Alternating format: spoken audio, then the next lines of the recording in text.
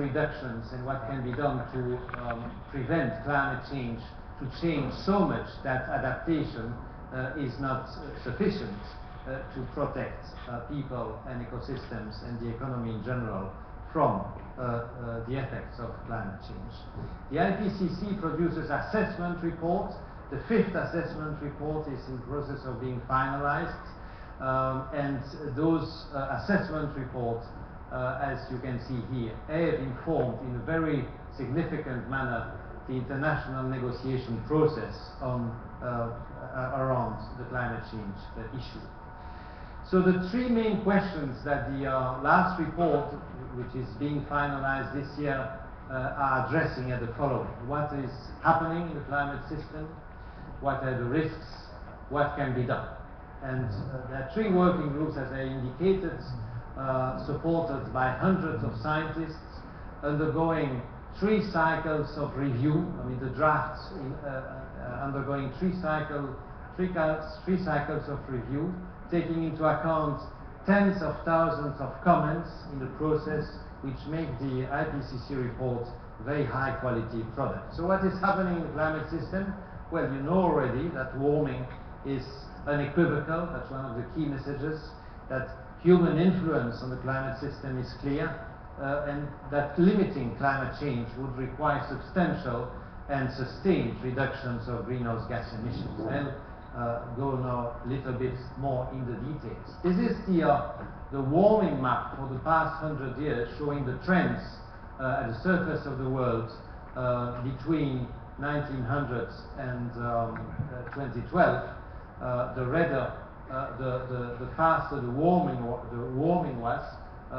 On the average, at the world scale, the temperature has increased by approximately 0.8 degrees Celsius. But much of the warming is actually hidden, has been hidden recently in the oceans, which is not so well known.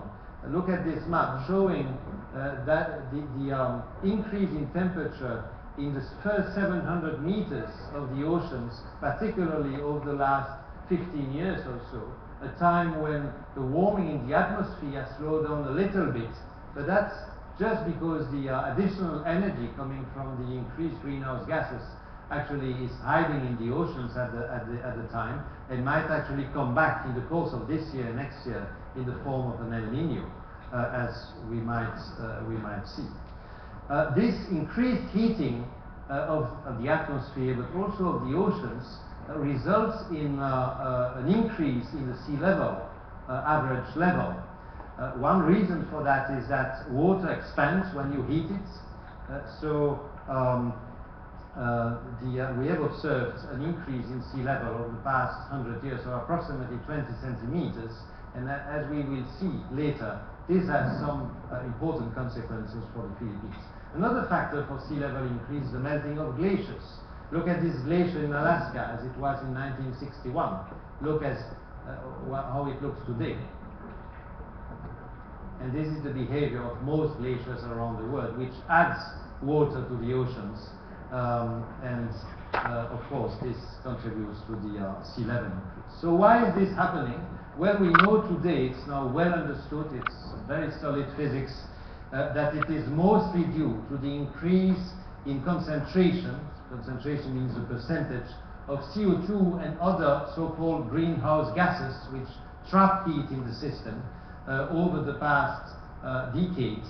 And if you compare the recent evolution, which I just shown in that concentration of CO2, to the concentration over the last 800,000 years, as you can see here, you see that the value we are at now and the values we are heading to, if those concentrations are not stabilized, are totally out of the natural range observed for the past almost 1 million years.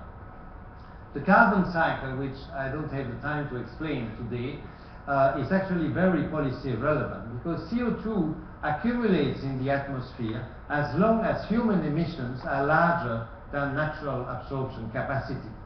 And therefore, this explains why historical emissions from developed countries matter for a long time.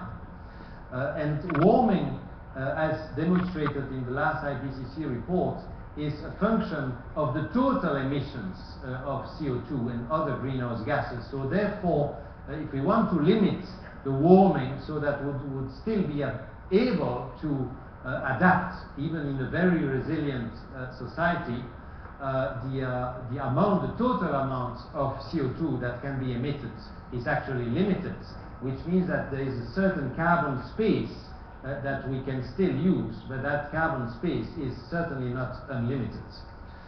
The link between the observed temperature change, which you see here, the world scale, and the greenhouse gases, it's actually shown by these two parallel experiments. The blue experiment is when you force climate models with only natural factors, like solar activity, for example, and volcanic eruptions. The red curve is when you force the model with natural factors and human factors. And it's only when you do both, when you use both kinds of factors, that you can reproduce the observed change. So this led the IPCC to be very confident that it's indeed human activities which is causing the warming of the climate observed over the past 50 years and more.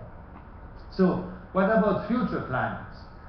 To look at the future, we have to use climate model as well, but we need to force those models with scenarios for the possible, the plausible evolution of greenhouse gases, and these are the four main scenarios used in the last report. The top one is basically a business as usual scenarios in terms of greenhouse gas emissions, and the three lower ones are stabilization scenarios, which imply strong policies to reduce emissions of greenhouse gases at the world level.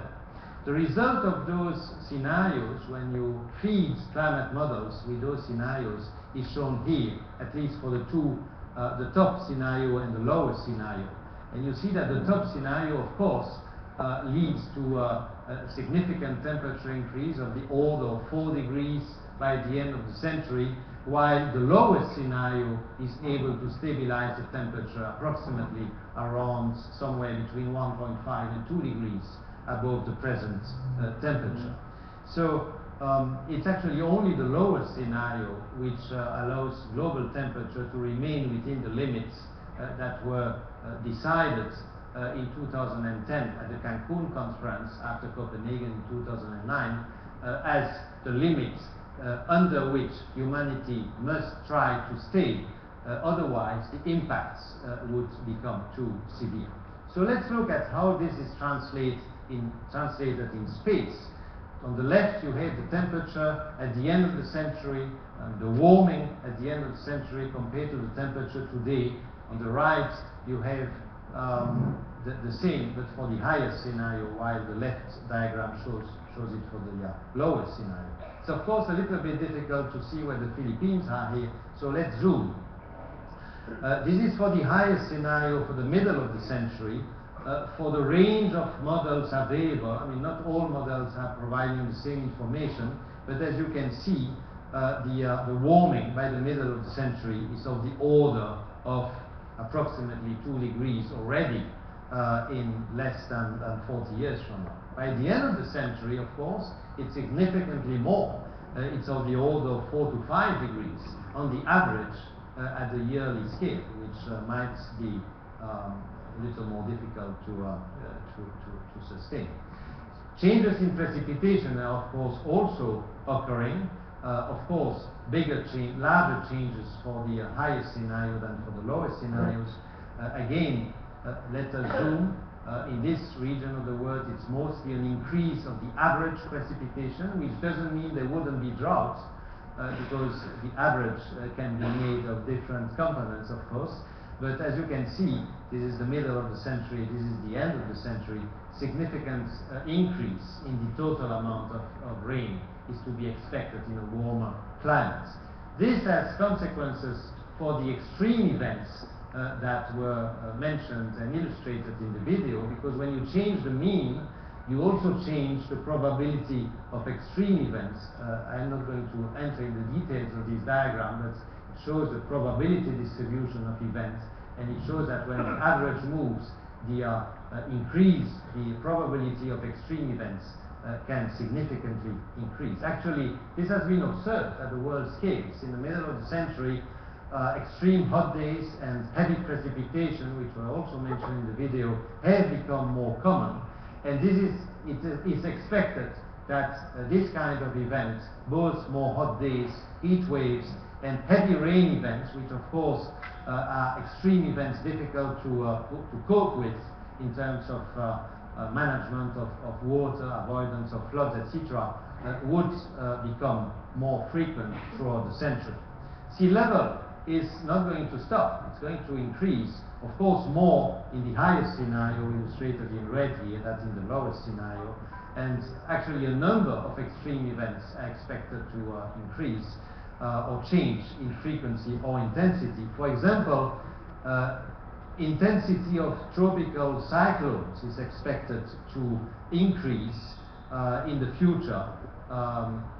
It's not something that's very clear now, but it's probably going to be clearer in the future. Not an increase in the number, but an increase in the intensity. And also the fact, and this is what is, can you read that? Probably not.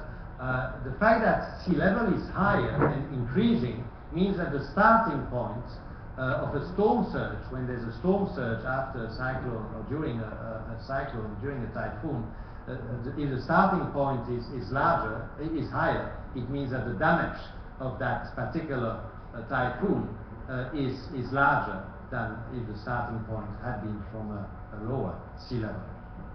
So what are the risks?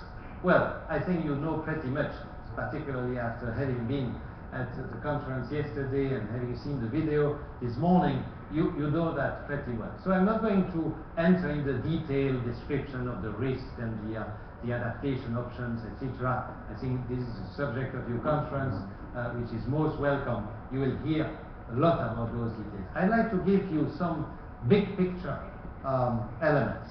Let's look at the Earth as it looked 20,000 years ago. A big ice sheet, 2 to 3 kilometers thick, was on North America, Northern Europe, Scandinavia, Russia at the time. Of course, today it's not there anymore. We only have ice sheets on Greenland and Antarctica.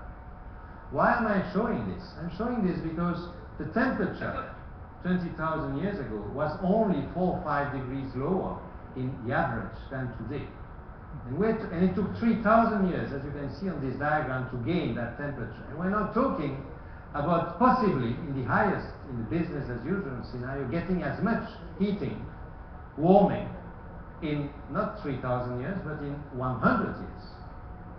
So what happened 20,000 years ago, or more precisely about 10,000 years ago, the melting of those big ice sheets could happen again with the remaining ice sheets. And the amount of water that's stored in Greenland is approximately 6 to 7 meters. The amount of water which is stored in Antarctica is between 60 and 70 meters.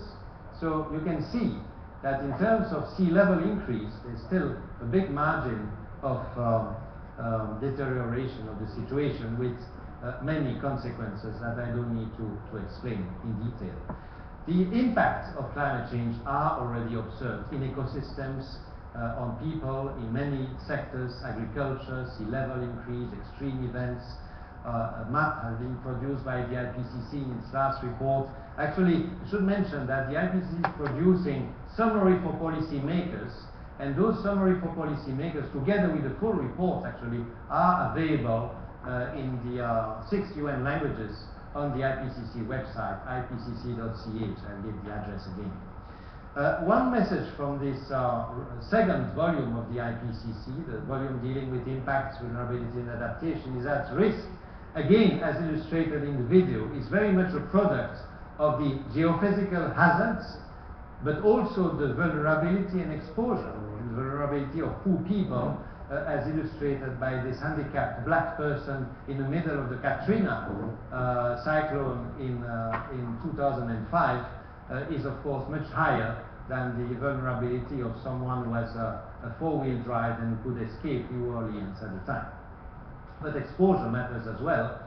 Again, as shown by the video, if you have many infrastructures and millions of people close to the coastal region, in the coastal regions, for example, the exposure to the risk is higher. So it's really a product of the tree factor. So what can be done? Well, of course, adaptation is already occurring. I mean, you see here in Tuvalu, people try to replant mangroves to try to dampen the effect of storm surges when there are typhoons. The reflection which is happening here on how to reduce and manage risk is happening everywhere, and it's very important, and this is the subject of the second volume of the IPCC. But the risk of climate change increased with continued emissions. There are 5 categories of risk. Unfortunately, it is not readable here, even if I zoom. But as you can see, with increasing temperature in the different categories of risk, at some point you enter in regions of high risk, and probably around 1.5 to 2 degrees, which is the official ultimate goal of the Climate Convention.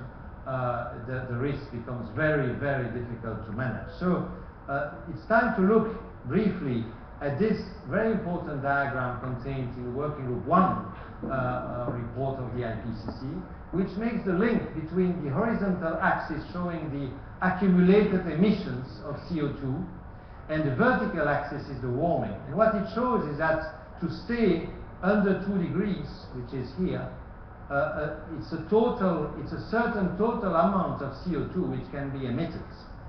But we have emitted a lot already. So the amount of the carbon space, as we call it, that's remaining is actually quite small. This is also illustrated by this diagram, showing what the lowest scenario, which I illustrated earlier, showing you the temperature evolution, the sea level evolution, etc., mean in terms of global emissions. And this is the blue curve here. And you see that it means in the course of this century, CO2 emissions, if we want to realize, to achieve that scenario, actually means zero emissions, zero global CO2 emissions before the end of the century. So the challenge is quite significant.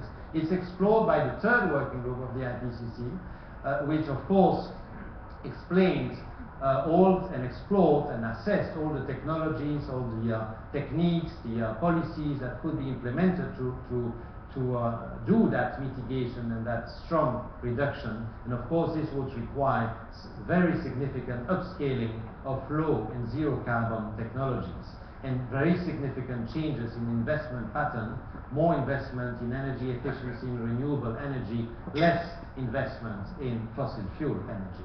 As the previous report of the IPCC had shown, and I still like this diagram, and I know I have only 1 minute left, don't worry, the potential to reduce emissions exists in all sectors of the economy, and there are many business opportunities actually to develop them, and they also exist in all regions of the world. There's this diagram showing the mitigation potential in every sector and region of the world that shows. The more we wait to reduce the global emissions, the more difficult it will be, but the good news is that there are co-benefits that could be associated to the reduction of the emissions in terms of improved health, for example, improved energy security, etc.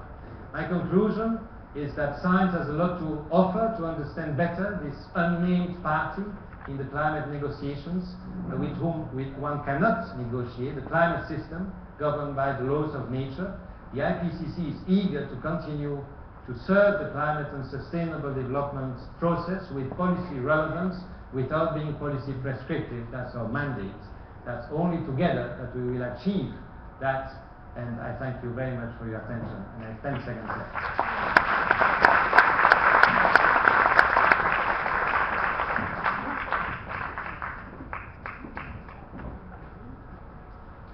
Thank you very much, Professor Eberstel. Conference is off to quite a great start with your insightful comments, and I'd say a very strong call to action for resilience with your compelling and even worrisome conclusions and information that you presented to us today. Before I move on to the second presenter for today, I'd like to make a couple other administrative notes. As I asked to beg your pardon earlier, I'll do so again. I neglected to recognize one very distinguished guest we have with us today. So I'd like to recognize the Honorable Fidel Ramos, former President of the Philippines. Thank you very much, sir, for joining us today.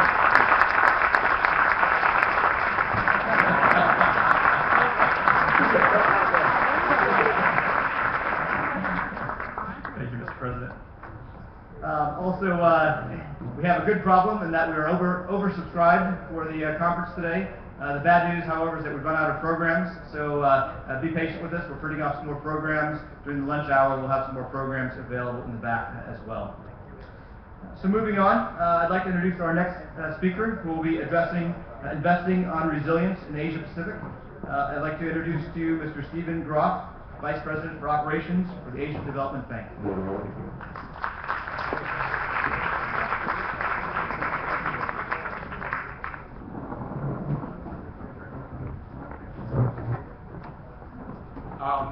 Well, thank you, Mark, and good morning, everybody.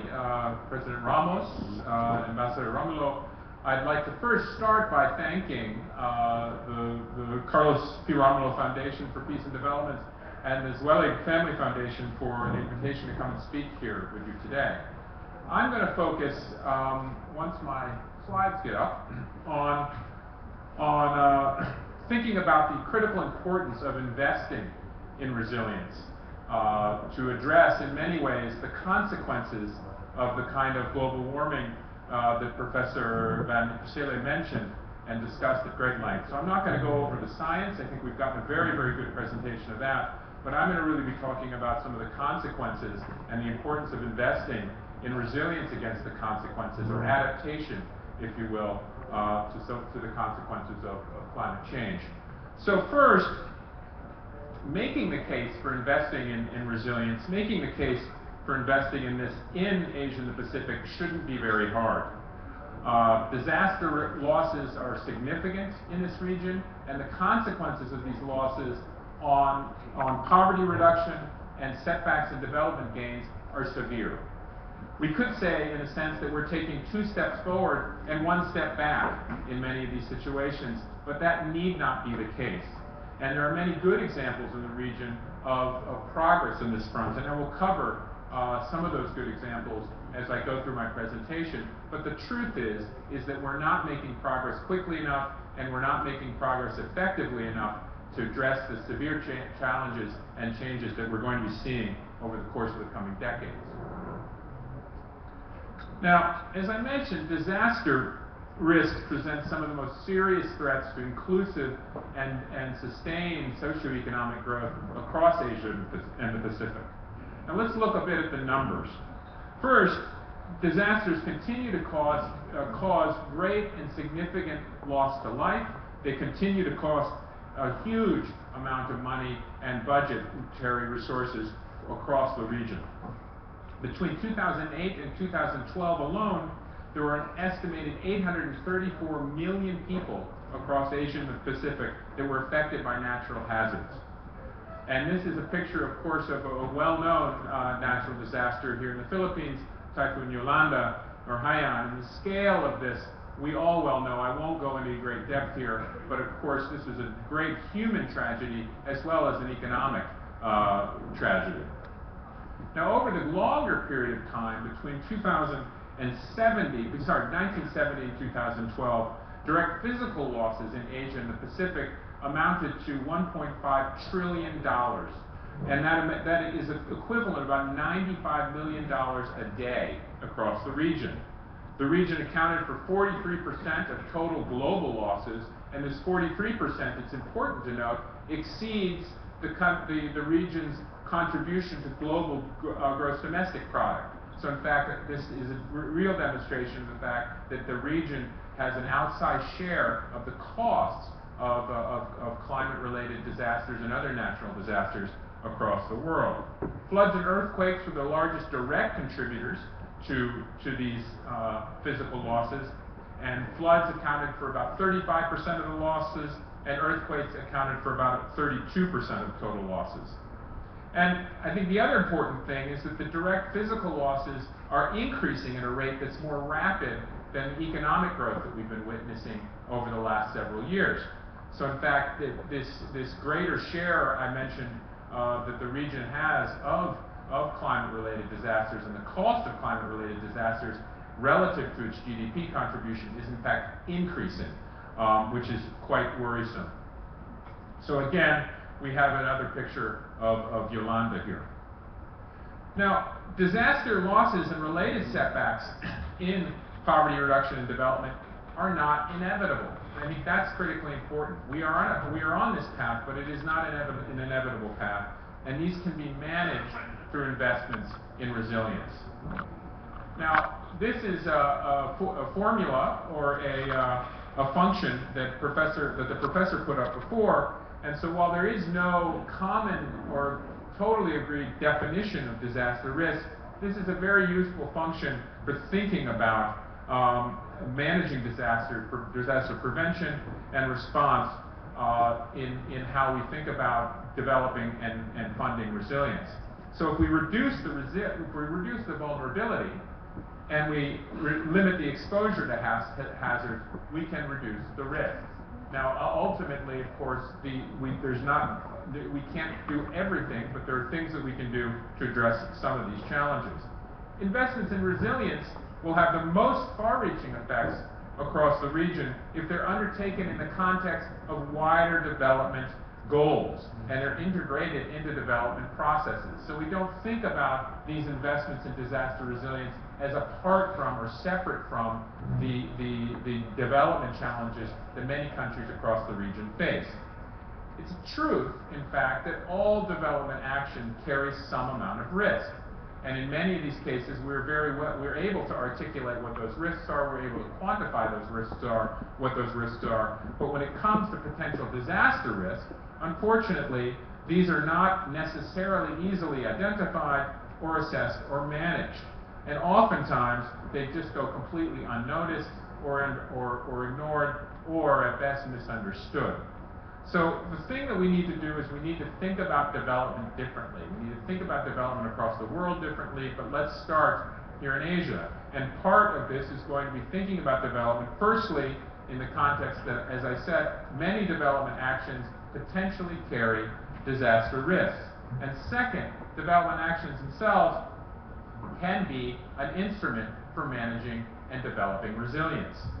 But as long as countries individually and countries together with their development partners continue to think about development processes and investment and managing resilience as two separate processes, we're going to see these hazards and this disaster risk will continue to accumulate. So again, we need to integrate disaster and climate risk concerns into the longer term development visions and land use plans for countries. And a critical step of this, again, is going to be investing in resilience. Now, as I will give you a couple examples of the work that we do at the Asian Development Bank, and one of which is through some technical assistance work we're doing here in the Philippines. We're providing support to local government units in Bayawan, Legazpi City, Tabayas, and San Carlos in mainstreaming disaster risk management and climate change adaptation into the preparation of various local government planning and processes and documents.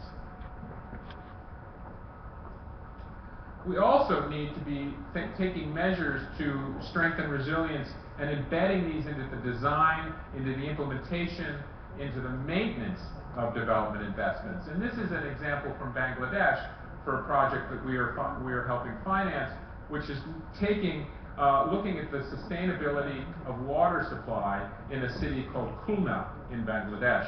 And the challenge in Khulna is that Khulna is completely dependent on groundwater for water supply.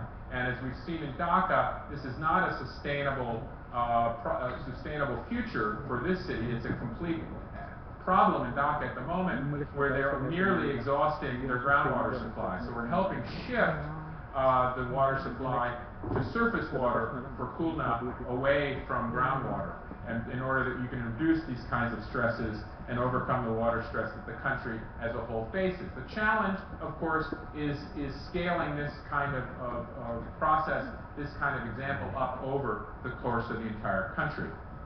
But also, I think another challenge that we face is tending to think about resilience in pre-disaster management alone, rather than thinking about what we can do with respect to resilience when we're looking at post-disaster recovery and reconstruction, and the ways that we can use these construction opportunities to actually invest in resilience going forward. So disasters, in a sense, offer a great opportunity, if you can call it that, for strengthening resilience to future disasters. There's significant construction works that are underway, and if we think about not only just repairing what it was that was in existence before the disaster struck, but making sure that those investments are resilient to future disasters, it's a great opportunity because, of course, everybody's mind is focused on the challenge that they face there and then. We have momentum, we have political will, we have a lot of other things, tend to have additional funds from budgets that can be used to invest in future resilience, as opposed to just simply building back that which was there before. This is, in many ways, this concept of building back better. This is an example from some work we did in Fiji following the 2009 flood recovery and measures to strengthen the resilience of infrastructure projects in that country. Also, another important element, of course, in this is community participation, and that is a very important element of the ongoing work that we're seeing right now in the Eastern Visayas, but it also was an important element of work that we did in the work we did following the Asian tsunami in 2004 in Aceh and Nias. And it resulted in, by engaging these communities, it resulted in a lot of the funds actually reaching community groups directly, as opposed to these community groups not having that much influence over the process nor ownership over the ultimate outcome. Now, despite the major case that we have and the clear case for incorporating resilience into development, we're not seeing progress as far-reaching or as broadly as we would really like to see. Now, there's a couple of reasons why we're not seeing that. First is we have inadequate risk information.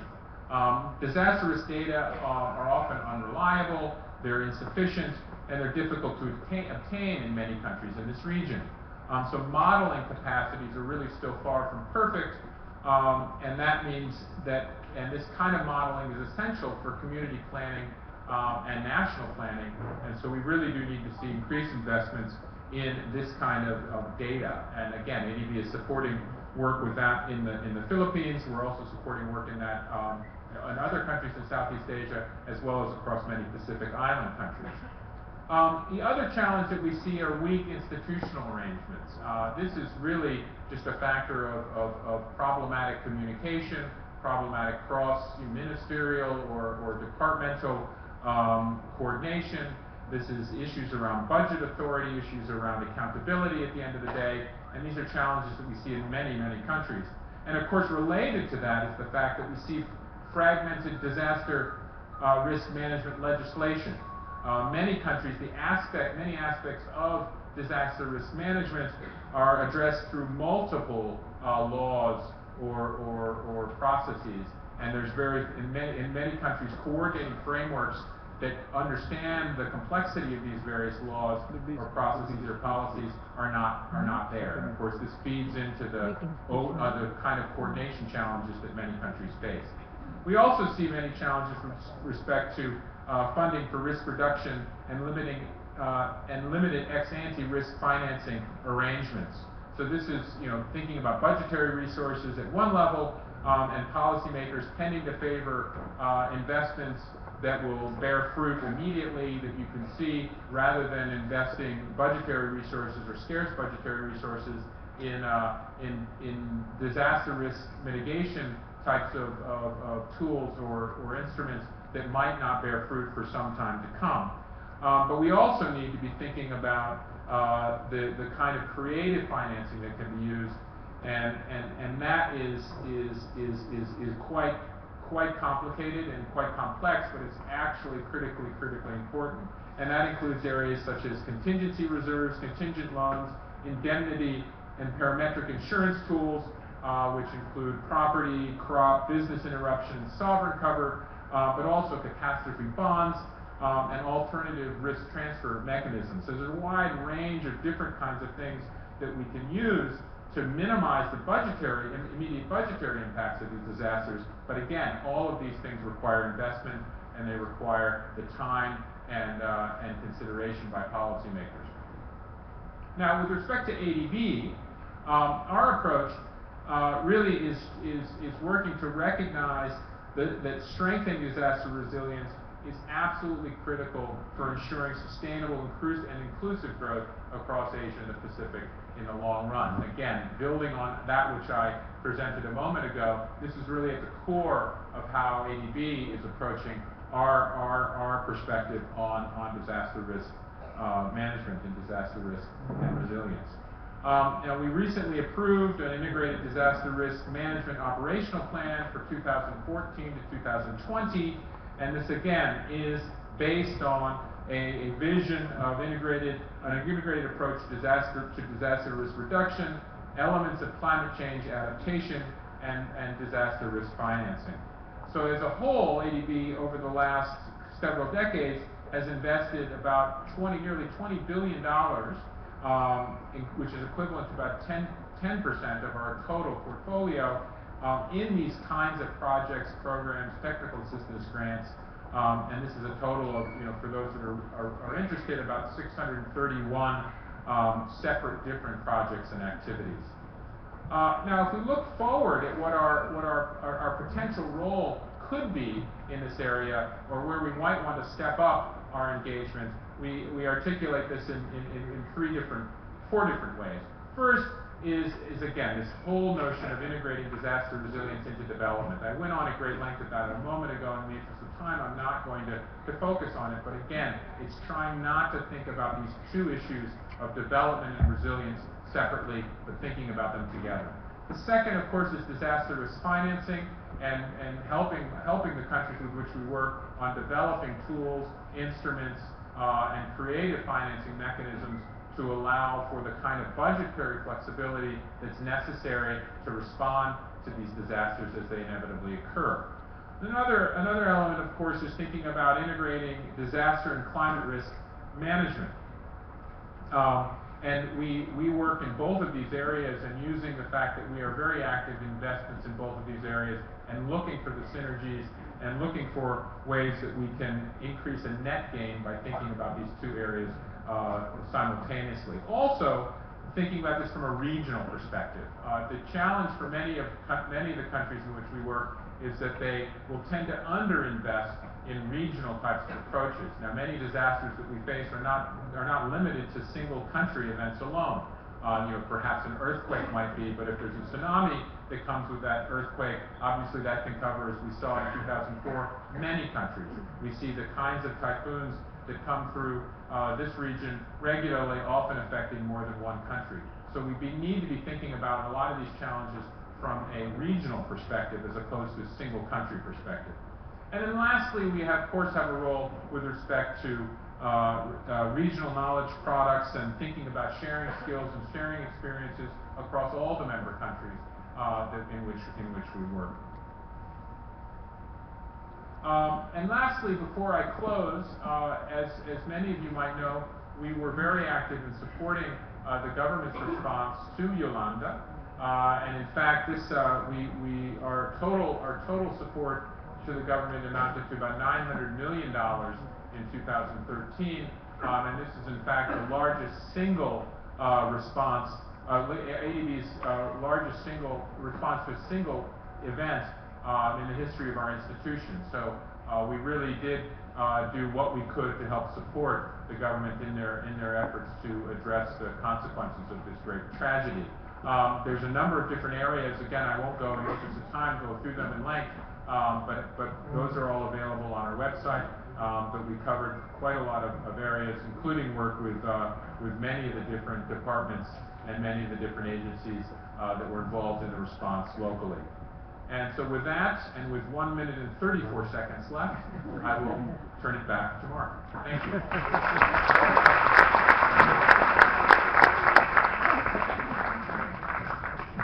Thank you, Mr. Groff. It looks like we're having a competition for the most brevity, or at least time, in the presentations as we go on today. You must be hungry for lunch. Mr. Groff, you note that we can use post-disaster recovery investments to strengthen resilience. I guess building back better is what you said. So this is a great point to move us across the spectrum from, I guess, relief really to adaptation and true resilience. So with our next speaker, we're going to focus more on business continuity. specifically business continuity in the face of natural disasters. So I'd like to introduce to you Mr. Federico Lopez, President and CEO of First Gen Corporation.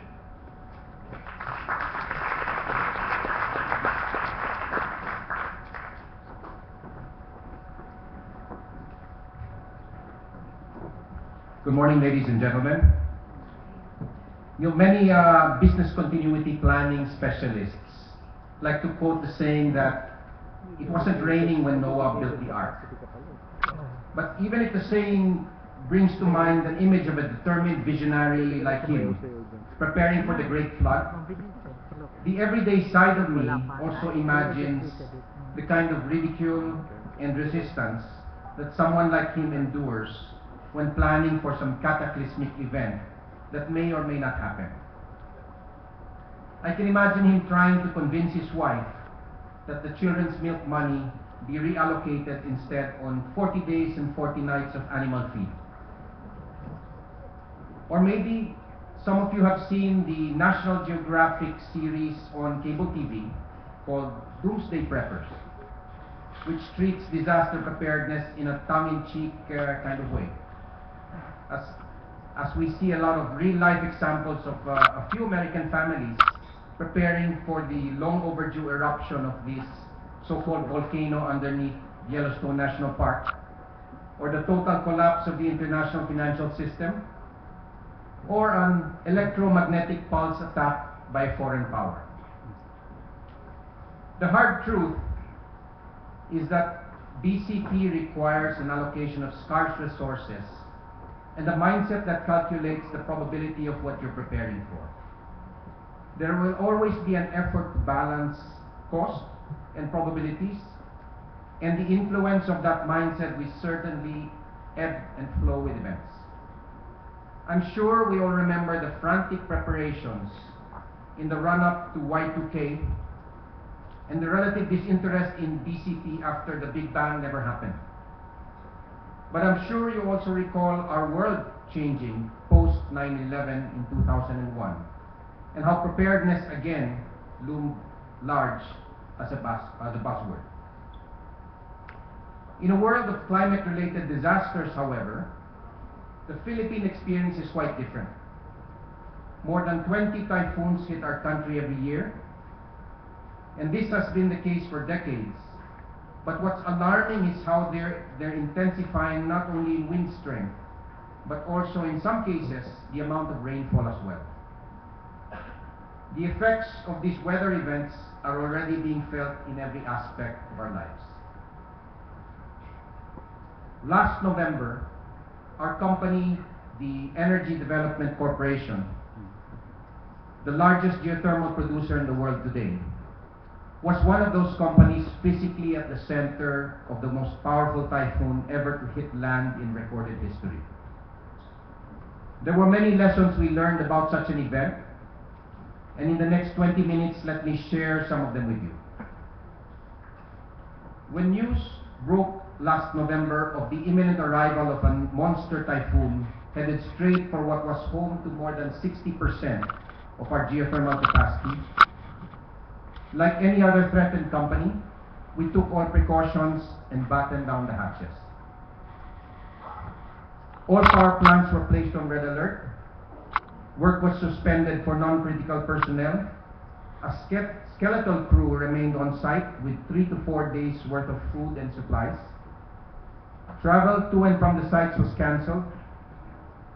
Site personnel stocked up on fuel and prepared critical spare parts. Identified landslide-prone areas were designated off-limits and monitored closely. All gates, doors, and windows were reinforced, and heavy equipment activities were suspended, and all bulldozers, dump trucks, payloaders, backhoes, and cranes were all fueled up and stationed at strategic locations ready to commence road clearing once the storm passed. However, in the immediate hours after the storm's passage,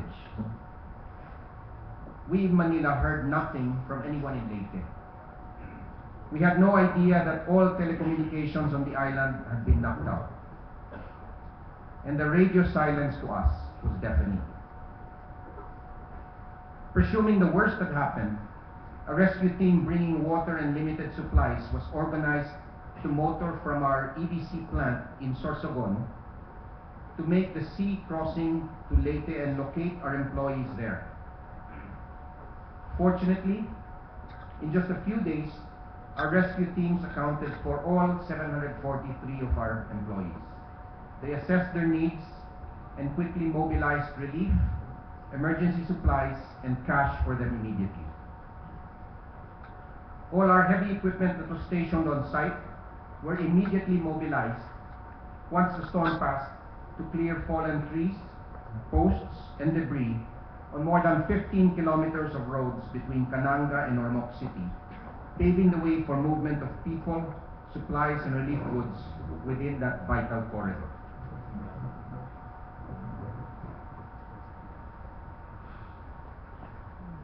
But what inspires me the most, however, is that many of those same employees, despite being victims, and still without complete roofs over their heads, immediately bounced back to become the backbone of dramatic relief efforts on the island. And under the leadership of no less than EDC President Ricky Tantoco, we formed a crisis committee with 20 top officers of the company from every discipline to coordinate every facet of company operations and relief during this critical period, working very closely with the local government units in Cananga and Ormoc City on identifying critical needs. 5 gensets and more than 22,435 liters of fuel were brought in to power 2 hospitals, the municipal halls of Ormoc and Cananga, and the water district facilities of Ormoc, restoring water service to more than 80% of the city. We also mobilized and hired jet aircraft, heavy lift helicopters, and a handful of the largest capacity landing barges in the country in what was probably the most extensive logistical relief and rescue effort ever mounted by a private sector entity. Our logistical backbone mobilized relief goods, supplies like tarps, tents, mosquito nets, blankets, insect repellent, candles, aqua tubs, solar lights and chargers, and medical assistance from EDC, ABS-CBN's Sagip Kapamilya, and even DSWD, that would ultimately provide more than 10.7 million meals to more than 1 million affected lives in the weeks immediately following the storm. But more than sheer numbers, I like to tell our people that our group's ability to have mobilized a well-oiled logistical operation in the air, at sea, and on the ground in the early days after Typhoon Haiyan was priceless and provided hope to a devastated community precisely when they so needed it most. In retrospect, I believe these early actions were absolutely critical in giving locals confidence that their LGUs were working and in control, preventing what could easily have been a downward spiral into chaos and desperation. But in the aftermath of something so terrible and devastating as Typhoon Haiyan, even when survival needs are overwhelming, it's just as important to warm people's hearts, inspire, and get them dreaming again. To this, we organized a surprise concert led by Filipino artists like Gary Valenciano, Eric Santos, and others for 10,000 people at the still devastated Ormoc Superdome, just a week before Christmas. And I will never forget how moved I was that day, just seeing the people of Ormoc and Cananga touched, laughing again, even for just an hour, like Yolanda never happened. Of course, behind the high drama of rescue and relief efforts, management and employees at EDC quietly and completely restored 530 megawatts of available capacity in our Leyte geothermal plants with the help of a massive worldwide procurement for necessary spares and 3 chartered 747 flights from Houston to Cebu to bring it all in. All this completed 5 months earlier than scheduled. However, although it was essential to get our plants up and running in as short a time as possible, it's also just as necessary to reconstruct our facilities to a much higher standard for the more frequent new normal weather events we're experiencing. We were already doing this prior to Haiyan, as between 1990 and 2013, we suffered close to 4.5 billion pesos in damages, with 86% of that figure incurred just within the last 8 years. In response, we systematically mapped all possible geohazard areas in our sites that could affect our people, assets, and surrounding communities.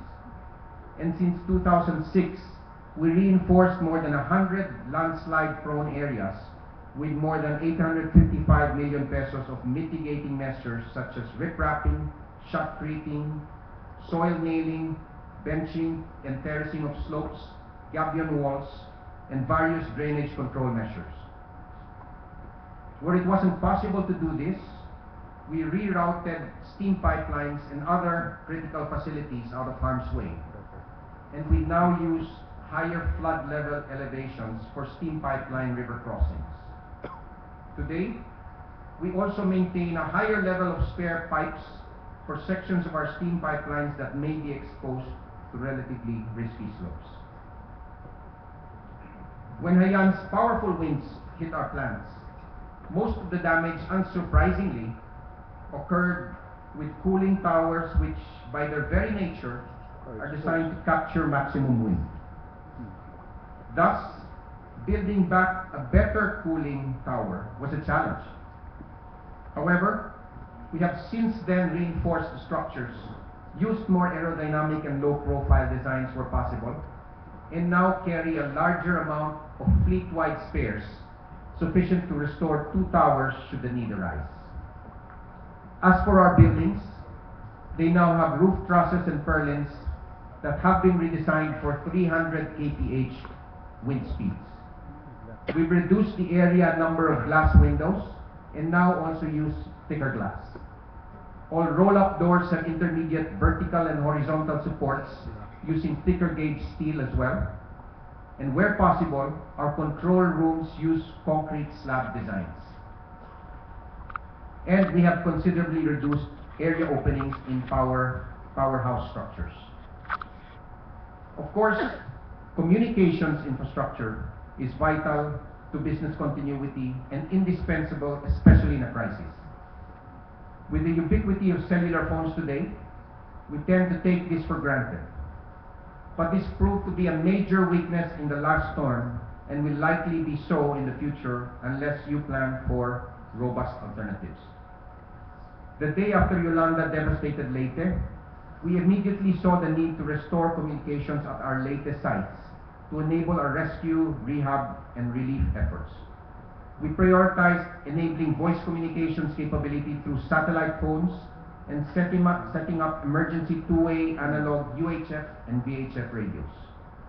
2 weeks later, we restored data communications by setting up VSAT radio systems and creatively rerouted our telco links via emergency microwave radio communications.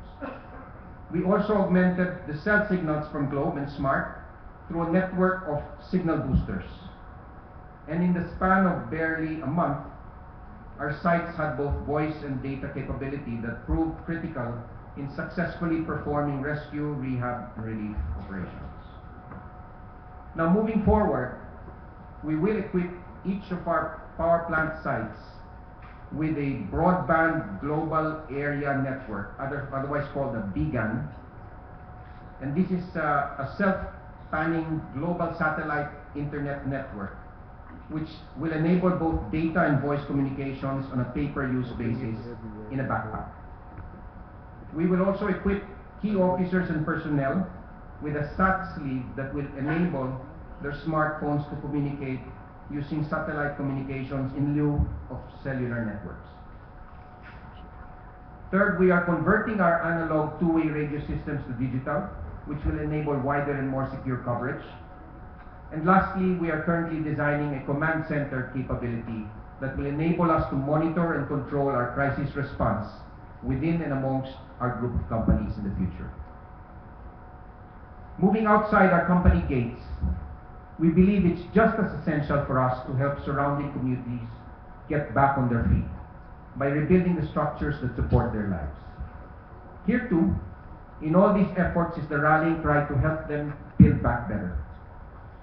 With the collaboration of top-tier experts such as Boise for building structural integrity and two architectural firms, that of Willie Cosculluela and Carmelo Casas, we have come up with a schoolhouse design that meets the newly issued DPWH guidelines with a prescribed wind load of 250 kph. We estimate that each classroom will cost 1.2 million pesos. With donor funds coming from ABS-CBN's Sagip Kapamilya, EDC is managing the construction of 64 classrooms in Leyte for 2014. 4 of these pilot schools have begun construction last March 11th, but are slightly delayed for completion by end July. Beyond schools, we knew it was even more important to help them rebuild their source of livelihood. However, we felt this disruption in their lives could actually be a golden opportunity to give them new skills that could place them on a better trajectory than they were before the storm. With that thought, we rebuilt Kaite, which was the storm-damaged vocational school that we established in 2009 in partnership with the local government of Cananga. Except today, we've reoriented it to train and certify the family breadwinners in carpentry, plumbing, electrical installation, and maintenance. Skills that will be in demand as the rebuilding of Leyte gathers more steam. In the span of just 3 months, they will each graduate with an NC2 certification that will make them more employable. While undergoing their training, they will all be housed and fed in the Kitech facility by us. We started training in the rebuilt facilities in April 21st of this year, and by June 2016, we will have trained 9 batches of 120 each, for a total of about 1,080 beneficiaries.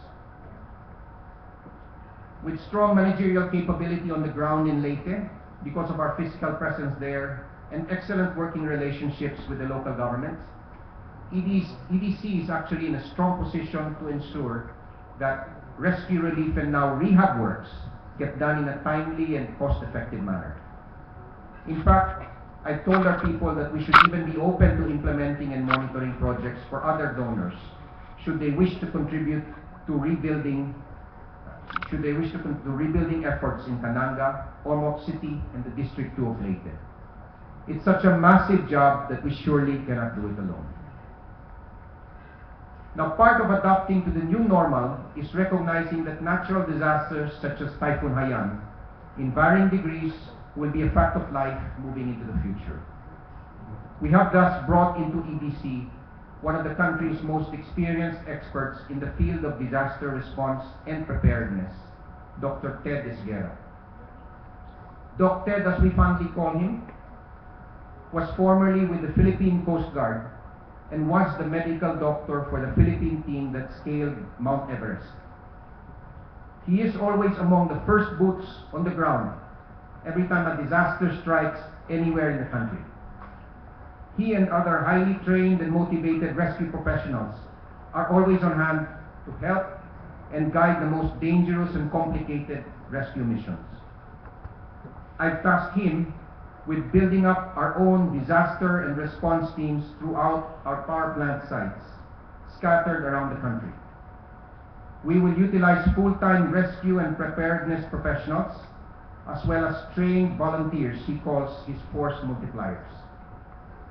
This is in recognition of what we've observed, that people in affected locales are usually not able to respond to their own emergencies and require skilled and well-equipped assistance from the outside. We are funding him to likewise train and build alliances with local governments and NGOs in disaster preparedness and emergency response throughout our plant sites in Luzon, Visayas, and Mindanao, which will correspondingly enhance our country's preparedness as well as its network of skilled first responders in times of disasters. Now, most business continuity planning will traditionally focus on the company and its operations. Our experience being in the eye of the storm and seeing its effects on lives and the community did not fail to leave its imprint on everyone in EDC. We recognize that we're part of the community and they also are a part of us. So beyond numbers and statistics, you cannot ignore the real humanitarian cost of a disaster and the fact that the majority of Filipinos are not ready to face such disasters already happening each year. When many ask us why we did what we did, I just have one answer. It was but human to do so. So in closing, let me say that BCP means preparing for the worst, but when you think of all that can happen in today's world, you also recognize that no one can go it alone. Collaboration and partnerships with others will be fundamental in preparing for disasters and building resiliency in today's new normal world.